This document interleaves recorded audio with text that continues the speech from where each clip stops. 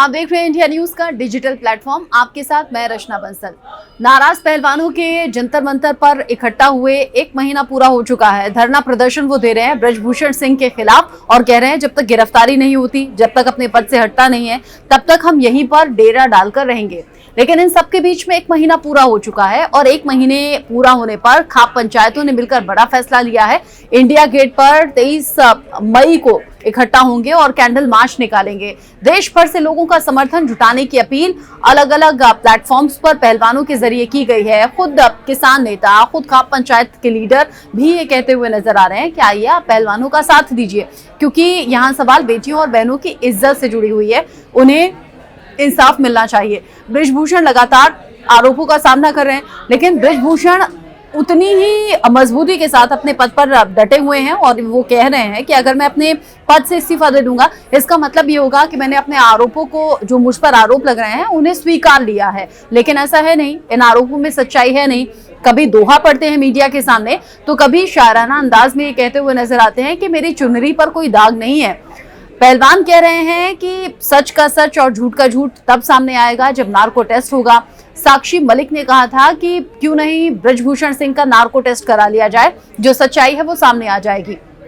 ब्रजभूषण सिंह इन सब आरोपों का सामना कर रहे हैं और फाइनली उनकी तरफ से कहा गया है कि मैं नार्को टेस्ट कराने के लिए तैयार हूं, लेकिन शर्त मेरी इतनी है कि बजरंग पुनिया, विनेश फोगाट का भी नार्को टेस्ट होना चाहिए, तब मैं नार्को टेस्ट कराने के लिए तैयार हूं। एक तरीके से जो गेंद थी वो पहलवानों के पाले में फेंक दी थी ब्रजभूषण सिंह ने अपने इस बयान के बाद।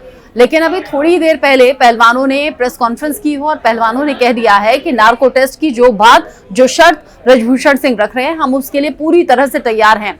एक सुर में पहलवान ये कह रहे हैं कि इंसाफ हमें मिलना चाहिए, यहाँ से हटने वाले हम हैं नहीं। 1 महीना पूरा हो चुका है, कैंडल मार्च निकालेंगे, देश भर से समर्थन मिलेगा और उसके बाद आगे का कदम क्या होगा वो तय किया जाएगा। लेकिन नार्को टेस्ट कराने के लिए भी रजामंदी बजरंग पुनिया, विनेश फोगाट, इन सब की तरफ से दे दी गई है। अभी थोड़ी देर पहले जो प्रेस कॉन्फ्रेंस हुई है, यानी कि जो टक्कर है वो आमने सामने की अब हो गई है। आरोपों का सामना ब्रजभूषण जरूर कर रहे हैं, न तो पद छोड़ेंगे, न इस्तीफा देंगे और अब नार्को टेस्ट के लिए तैयार होने की बात भी उनके जरिए कर दी गई है। इन सब आरोपों के बीच में महिला पहलवान है, बाकी पहलवान है, सोशल मीडिया अकाउंट के जरिए लगातार पोस्ट हो रहे हैं और ये बताया जा रहा है कि देश भर से समर्थन मिल रहा है। उनके इरादे उतने ही मजबूत हैं जितने की पहले दिन थे, चाहे 1 महीना क्या और ज्यादा दिन बीत जाएं, कई महीने गुजर जाएं, लेकिन तब तक यहाँ से हटने वाले हैं नहीं।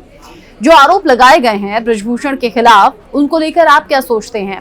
ब्रजभूषण जब जब मीडिया के सामने आते हैं, अपने बयानों को लेकर सुर्खियां बटोरते हैं, उन्होंने किस अंदाज में नार्को टेस्ट के लिए रजामंदी की बात कही है और कैसे चैलेंज पहलवानों को कर दिया, वो भी सुन लीजिए। साथ ही ये भी जान लीजिए कि पहलवानों ने ये चैलेंज स्वीकार लिया है। अब पहलवान भी कह रहे हैं कि हाँ, करा लीजिए नार्को टेस्ट। इस आंदोलन को लेकर आप क्या सोचते हैं? ब्रजभूषण सिंह के खिलाफ लगे आरोपों को लेकर आप क्या सोचते हैं, बताइएगा। खाप पंचायत की एक बैठक हुई है। उस बैठक में उन्होंने जो प्रमुख मांग रखी है कि सांसद जी का नार्को टेस्ट कराया जाए और उसी पर हमने फेसबुक पर अपने पोस्ट किया है कि नार्को टेस्ट कराने में कोई आपत्ति नहीं है, लेकिन जैसे विनेश फोगाट हैं, बजरंग पूनिया है या अन्य वो खिलाड़ी जिन जिन लोगों ने आरोप लगाया है, सबके नार्को टेस्ट कराए जाए और इस आंदोलन के पीछे षड्यंत्र क्या है, मंशा क्या है, उसको जो है नार्को टेस्ट के द्वारा पता लगाया जाए और साथ ही साथ मेरा भी नार्को टेस्ट करा लिया जाए।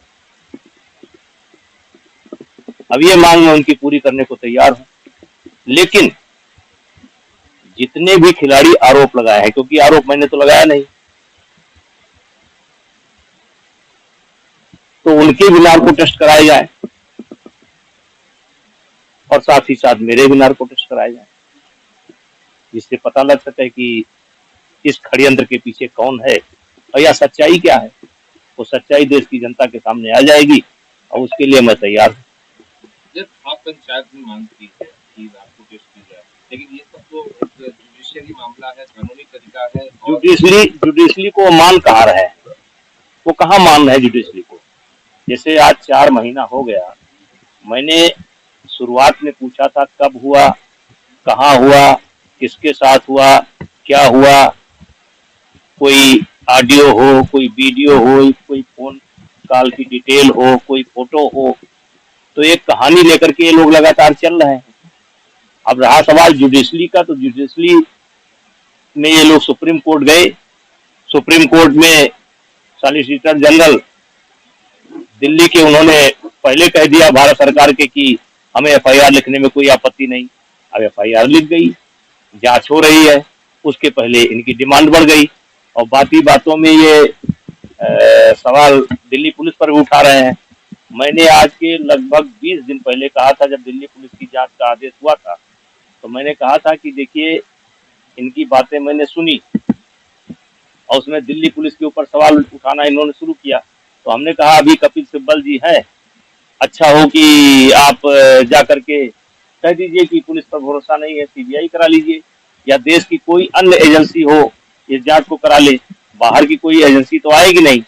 अब दिल्ली पुलिस की जांच हो रही है, तो हमने कहा अभी कपिल सिब्बल जी हैं, अच्छा हो कि आप जा करके कह दीजिए कि पुलिस पर भरोसा नहीं है, सीबीआई करा लीजिए, या देश की कोई अन्य एजेंसी हो इस जांच को करा ले।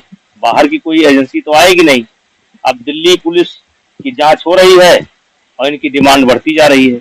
अच्छा होता कि जिस दिन इनकी एफआईआर लिखी गई थी उसी दिन ये घर चले जाते और पुलिस की जांच का इंतजार करते। इसी प्रकार से आईओ की जांच का इंतजार नहीं किया।